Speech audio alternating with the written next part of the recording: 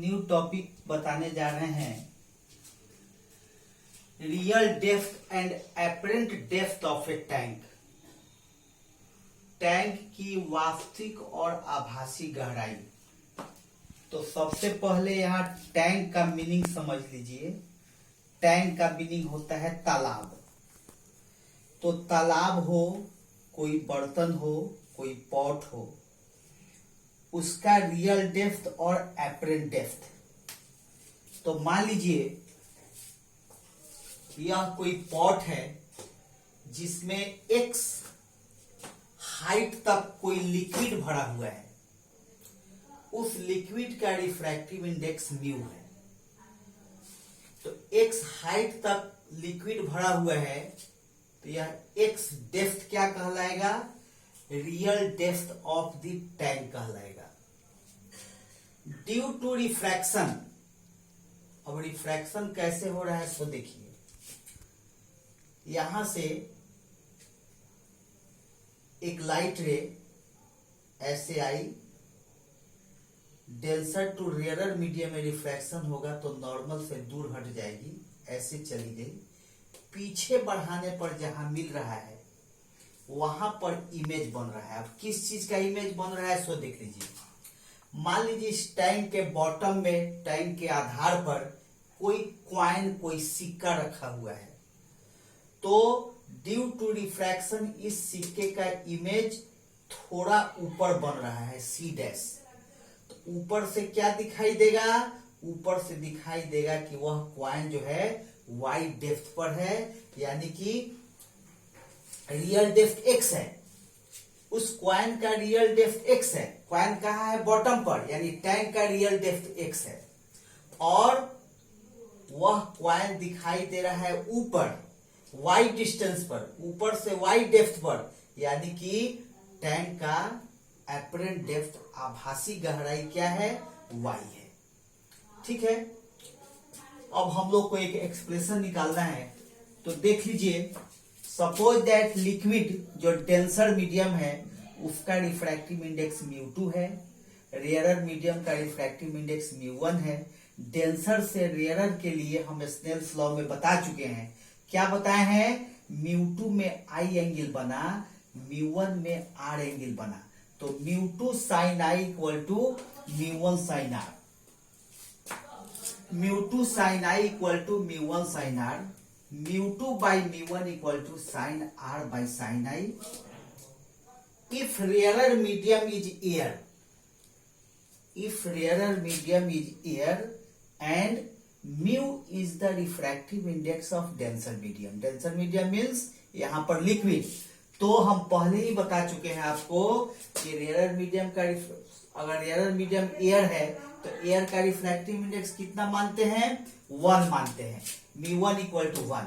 और denser medium यानी liquid का रिफ्रैक्टिव इंडेक्स कितना हो गया? μ2 इक्वल टू म्यू हो गया।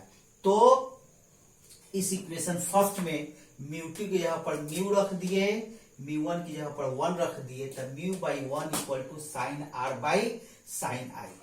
तो mu equal to sine R by sine I. अब फिगर से यहां ध्यान दीजिए, यह एंगल I है, तो निश्चित रूप से यह एंगल I होगा। यह एंगल R है तो यह एंगल R होगा। फिगर में दो ट्रायंगल है, एक ACO और दूसरा AC'O। दोनों में देख लीजिए, साइन I बराबर क्या होगा? इस एंगल के सामने जो लाइन है वह क्या होगा? परपेंडिकुलर होगा। तो साइन I क्या हो जाएगा? OA by AC। Sine I क्या हो जाएगा? OA by AC। और साइन R क्या हो जाएगा? OA by AC dash.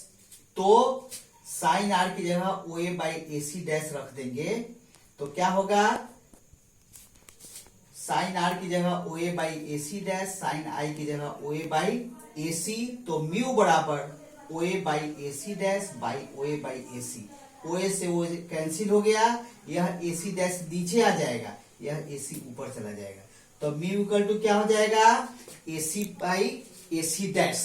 अब एक एजम्पशन यहां पर है एजम्पशन क्या है सो देख लीजिए। एजम्पशन में जैसे मान लीजिए कि अगर यह पॉइंट ए ओ के करीब है, अगर यह पॉइंट ए ओ के करीब है, if point A is close to point ओ,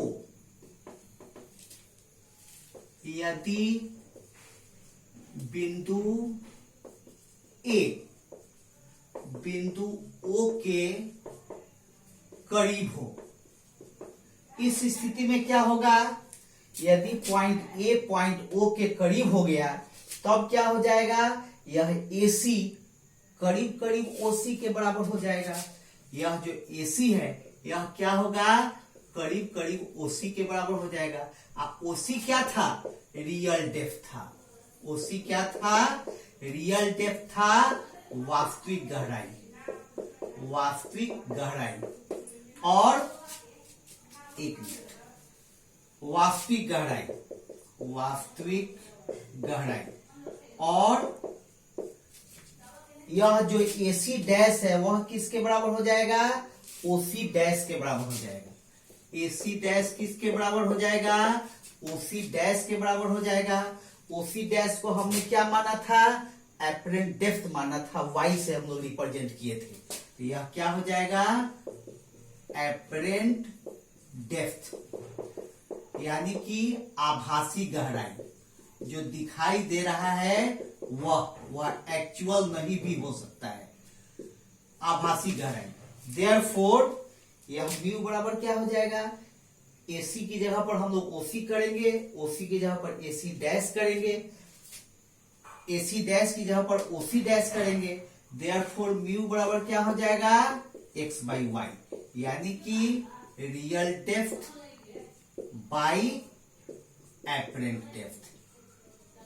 यही एक्सप्रेशन हम लोग को निकल गया, म्यू बराबर वास्तविक गहराई बटा आभासी गहराई।